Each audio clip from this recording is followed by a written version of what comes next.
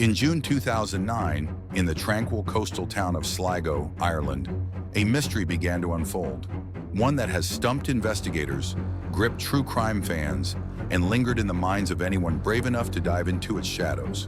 A man calling himself Peter Bergmann arrived here cloaked in secrecy. Just days later, his body was found on this very beach, his true identity seemingly erased from existence. This isn't just the tale of an unidentified man. It's a story of meticulous planning, a life deliberately undone, and a puzzle that remains unsolved to this day. Who was Peter Bergmann? Why did he choose Sligo as his final stop? And what secrets did he carry to his grave? On June 12, 2009, a man arrived in Sligo from Derry, Northern Ireland. He was in his late 50s or early 60s, slim, about 5 feet 10 inches tall, with neatly trimmed gray hair and tan skin. He spoke with a thick German accent, blending into the crowd like any other traveler.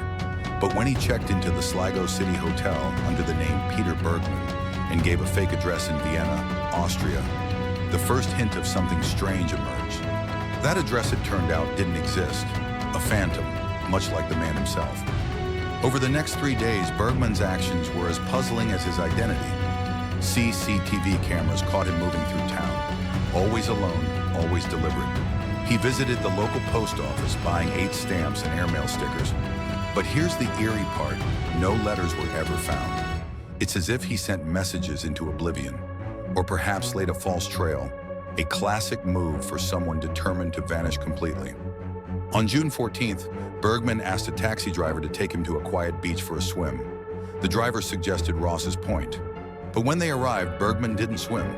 He just surveyed the area, as if marking it for a future plan, then immediately asked to return to town. The driver later recalled his politeness, but noted an unsettling air, like Bergmann was a man with a mission, staring at that beach with a haunting finality. The next day, June 15th, Bergmann checked out of the hotel. CCTV footage shows him leaving the building multiple times, each time carrying a purple plastic bag stuffed with items. He'd walked to various spots in town, returning empty-handed. Investigators believe he was systematically disposing of his belongings, ensuring no trace could lead back to him, perhaps papers, maybe even his real passport. At the bus station, Bergmann tore up notes and tossed them into multiple bins. Those scraps were never recovered, adding another layer to the mystery. Then at 2:20 p.m., he boarded a bus to Ross's Point, the beach he'd scouted the day before. Witnesses saw him strolling along the shore, smiling and greeting passers-by as if he'd found peace in a final decision. On the morning of June 16th, at 6:45 a.m., a father and son found a body on the sand. It was Peter Bergmann, dressed in a blue t-shirt, swim trunks, and underwear, his clothes neatly folded nearby. No wallet, no ID, no personal items, just a man who'd erased himself entirely. The autopsy revealed a shocking truth. Bergmann had late-stage prostate cancer, with tumors in his bones. He'd suffered heart attacks and had only one kidney. Yet despite his condition, there were no painkillers in his system. Experts were stunned. How could someone in such agony endure without relief? It suggests a man of iron will, or one who wanted to stay lucid until the end. The Garda E launched a 5-month investigation, but every lead hit a dead end. The Vienna address was fake.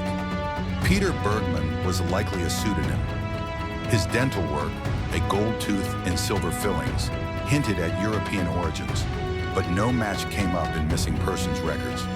Even Interpol couldn't help. They were chasing a ghost, a man who'd planned his disappearance to perfection. Theories swirled. Was he a spy covering his tracks? A man fleeing a dark past? Or simply someone choosing to die quietly, far from home, to spare loved ones his suffering? Experts lean toward the latter, a terminally ill man ending life on his own terms, with dignity and solitude. But the mystery deepened in 2015 when reports surfaced that Austrian police were never contacted, despite the Vienna clue. Could an answer still lie in Europe? Some private investigators believe the key is in Austria or Germany, tied to his accent and dental work. Somewhere, someone, a family member, a friend, a colleague, knows who he was. Yet, they've stayed silent. The Peter Bergmann case has sparked a frenzy online, with amateur sleuths dissecting every detail. Some liken it to the Tamam Shud case in Australia, another unsolved mystery of an unidentified man on a beach. But unlike that case, Bergmann's story remains obscure beyond Ireland. On September 18, 2009, Peter Bergmann was buried in an unmarked grave in Sligo Town Cemetery. Only 4 police officers attended. His real name, his story, his life, all buried with him. Yet the search for answers persists. In 2024, renewed appeals brought fresh forensic images, hoping to stir memories.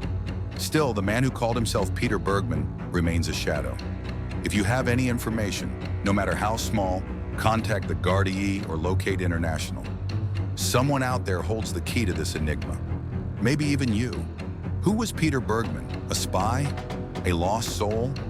Or just a man who wanted to vanish? The truth is waiting. For now, the mystery remains unsolved. If this story gripped you as much as it did me, hit that like button, drop a comment with your theories, and subscribe for more chilling mysteries. Let's unravel the unknown together.